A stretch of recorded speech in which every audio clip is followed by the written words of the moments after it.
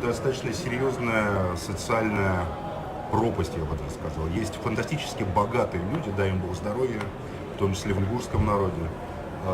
И скажите, вот вы ощущаете при наличии достаточно большого количества очень богатых ингушей, не буду называть фамилии специальные, все практически знают, их участие в развитии республики?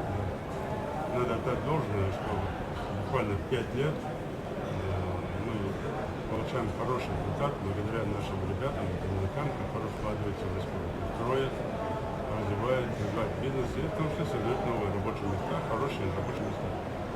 Сад гигант Ингушетии, это завод... Это вот туда, ближе к Чечне, да? Да, Там границы, огромные сады. огромные сады. Там на сезонном варианте до 2000 человек работают и получают, мы это проверяли, смотрели, получают там почти 20 тысяч, 25 тысяч рублей зарплату. Вне сезона там порядка 700 человек, которые... И они все зарегистрированы, они делают пенсионное отчисление. Завод сейчас построили частный инвестор, он у нас монгольский и китайский предприниматель, наш Авлаков.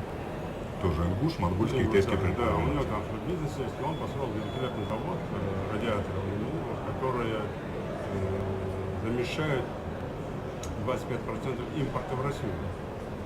Замещать будет вот этот завод наш.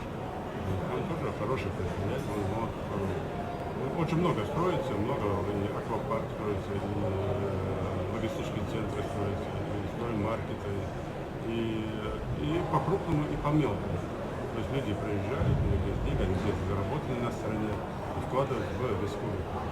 И не только в бизнес, но спасибо огромное за то, что люди вкладывают в различные гуманитарные акции, различные проекты социальные, и участвуют там и в оформлении школ, детских садов, населенных пунктов своих, где они живут, где они проживают, где родственники живут, за ремонт кладбищ, там много-много проектов.